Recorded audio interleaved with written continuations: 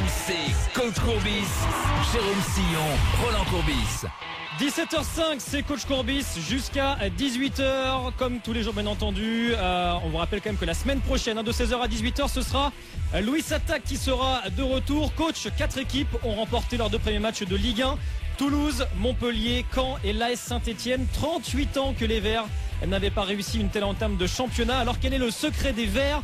Christophe Galtier, l'entraîneur de Saint-Etienne, est notre invité dans Coach Courbis. Bonjour Christophe. Bonjour à vous. Salut Christophe. Salut coach. Écoute, on t'appelait évidemment pour te poser des questions, mais avant ça, de féliciter pour ce début, qui n'était pas évident compte tenu du calendrier, parce que se déplacer à Bordeaux pour un premier match, c'est pas simple, avec une intersaison aussi où 3 très bons joueurs sont partis, entre autres. Payet, Matuidi et Rivière. Voilà, et donc des joueurs sont arrivés, des bons joueurs aussi, mais c'est pas évident de régler ce changement à l'intersaison en démarrant aussi bien. Et là, ça va te permettre, bien évidemment, de travailler dans une bonne atmosphère. Oui, tout à fait. Donc moi, on était quand même préparé au départ de Dimitri, c'était très clair. On était préparé aussi au départ de Blaise Matuidi, puisque ces 2 jours-là, ça faisait 4 ans qu'ils étaient chez nous et que c'était aussi le moment qu'ils puissent aller voir un peu ce qui se passe ailleurs et que aussi le club récupère les investissements qui avaient été faits sur eux au départ. Ce qui n'était pas prévu, c'était le départ de Manu Rivière, oui. Mais il y a eu une telle insistance de la part de M. Sadran à Toulouse qu'on a laissé qu'on a vendu Manu Rivière, mais la vente de Manu nous a déjà permis aussi de prendre Stéphane Ruffier.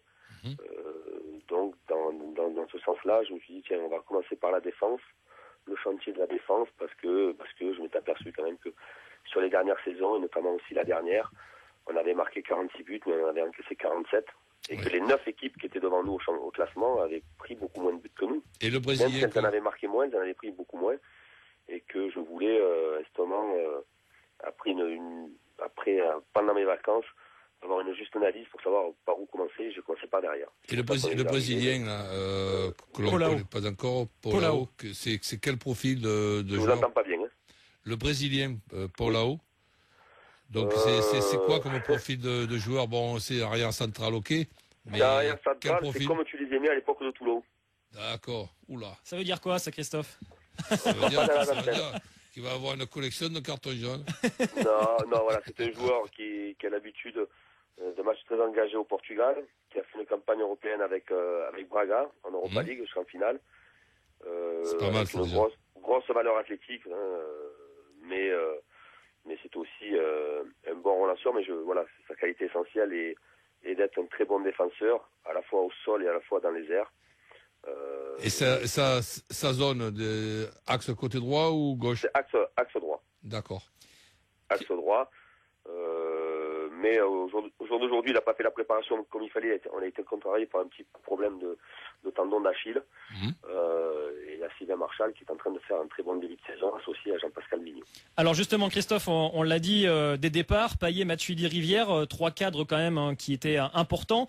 Beaucoup de recrues, Stéphane Ruffier, vous en avez parlé, Jean-Pascal Mignot, Jérémy Clément, Fabien Lemoine, Paulao, on l'a dit, Florence Inama-Pongol et Steve Malbranc. Comment vous avez géré cette... Et paraît-il, c'est pas terminé. Et il paraît que c'est pas terminé. On va en parler après. Mais d'abord, Christophe, comment vous avez géré toutes ces allées-venues? Comment on arrive à créer un amalgame? Parce qu'on a l'impression que finalement, ça a déjà pris à Saint-Etienne. Ben déjà, l'avantage, c'est que, mis à part Paolao, ce sont des Français. Même si certains étaient exilés, Steve Malbranc et Florence Inama-Pongol étaient exilés. Mais ce sont des Français, donc il y a une période d'adaptation qui est très courte. Souvent, ces joueurs-là ont rencontré d'autres joueurs dans des clubs ou voire dans des sélections. Donc, au niveau de leur repère, au niveau de leur repère, ça va très vite. Et après, c'est à travers des séances de travail, comme on fait en préparation, puisqu'on a beaucoup de séances de travail, à travers du travail vidéo, et des exercices et des formes jouées, que ça prend. Mais c'est facile. C'est facile? Non. C'est plus simple quand ce sont des joueurs étrangers qui ont soit l'habitude du championnat de France. Je prends Jean-Pascal Mignot et je prends Stéphane Ruffier et Jérémy Clément. qui ont eu l'habitude de jouer des matchs de haut niveau. Et c'est aussi facile quand vous avez des garçons qui ont du vécu, comme Steve Malbranck et Florent Sinama-Pongol, qui, voilà, puis bon, sont aussi de bons footballeurs. Et concernant Florent, c'était aussi un revanchard par rapport à des saisons, les deux dernières saisons un peu difficiles pour lui, quoi. Je t'ai entendu le souligner aussi. Donc aujourd'hui, on savoure les 6 points. Mais bon, ce qui concerne le match de Bordeaux, on peut dire Saint-Etienne et ton équipe et ton groupe a su gagner ce match-là. On se rappelle quand même des 2 buts.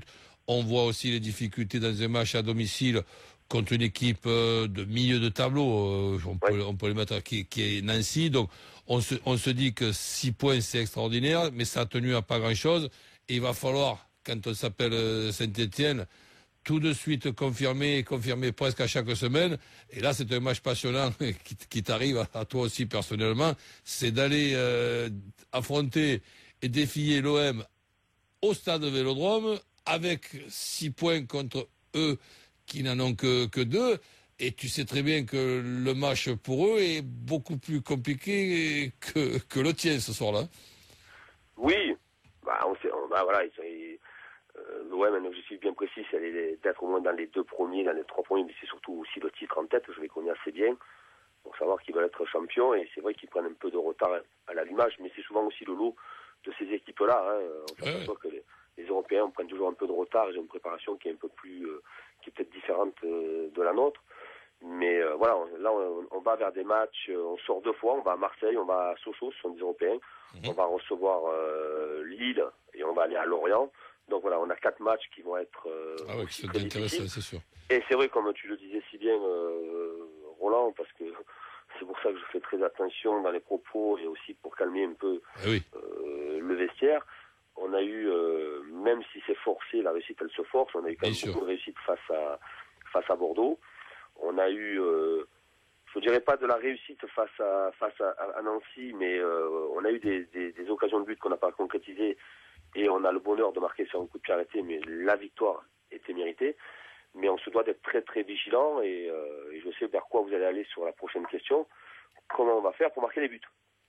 Oui et non. Donc moi j'attends que tout le monde soit rétabli, notamment un garçon comme Malbranck que tu dois attendre beaucoup de lui, l'adaptation de Sinama-Pongol. Après ton équilibre et je le vois, tu essayes comme beaucoup d'entraîneurs de se dire bon allez, je mets 2 offensifs axiaux, je perds un milieu.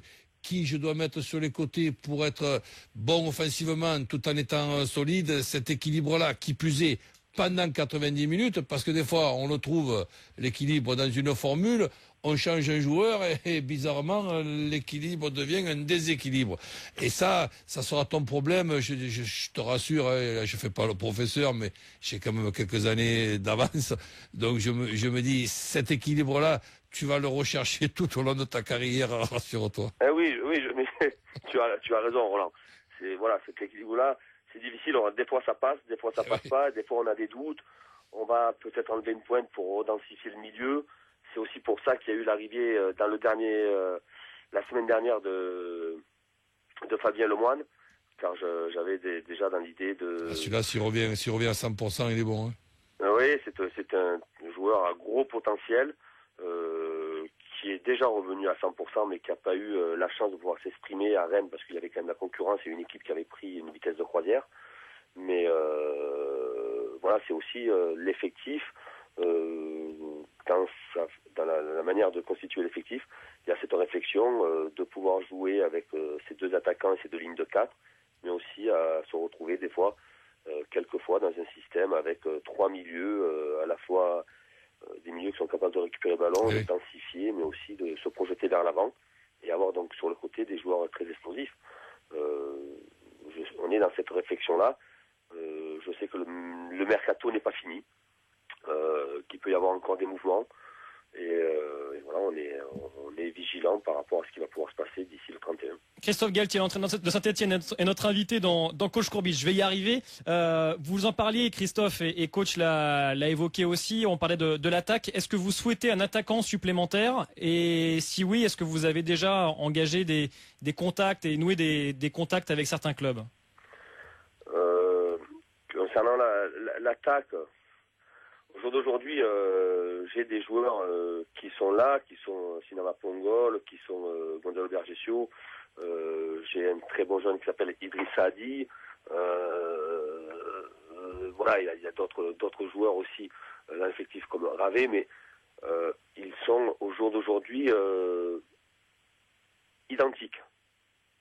C'est vrai qu'un joueur de valeur athlétique, avec une grosse valeur athlétique et une grosse présence dans la surface pour être à la réception des centres, c'est quelque chose qui pourrait qui m'intéresserait, mais bon là c'est pas facile à trouver. On observe, on supervise, mais au jour d'aujourd'hui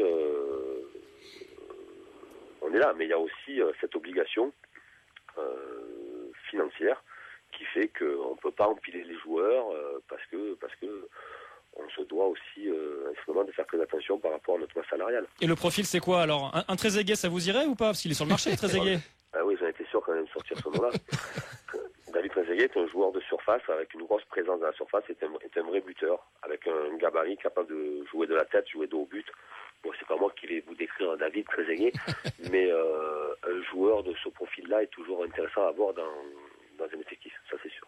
C'est sûr, après, là aussi, faut-il encore après avoir les coéquipiers Je t'entends pas, Roland. Je dis, c'est sûr, et faut-il encore après avoir la solution et les coéquipiers autour pour être complémentaires avec lui, parce que c'est un joueur avec d'énormes qualités, mais un joueur particulier quand même. Alors Christophe, bougez pas, on a Patrice au 32-16, supporter des Verts, qui a une question à vous poser concernant Fabien Lemoine et Steve Malbranc.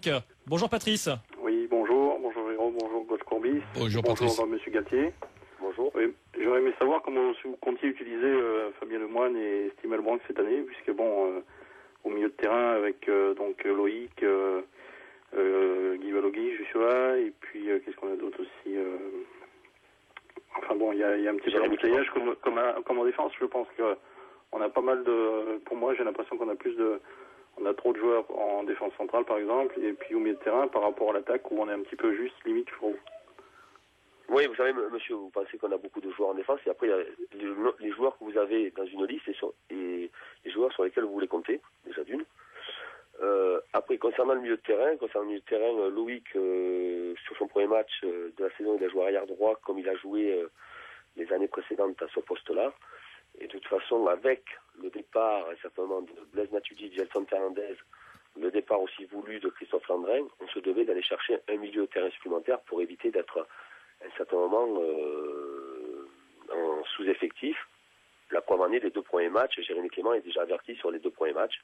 C'est-à-dire qu'au prochain carton, il sera suspendu et qu'il faudra automatiquement le remplacer. Au milieu de terrain, c'est là aussi où on finit beaucoup d'efforts, qu'il y a une certaine rotation. Et je ne considère pas Steve Malbranc comme un milieu de terrain axial, mais aussi comme un joueur de côté. Très bien. Aujourd'hui, au milieu de terrain, on peut considérer qu'on a Jérémy Clément, Joshua Guilavogui, Fabien Lemoine et Laurent Batles.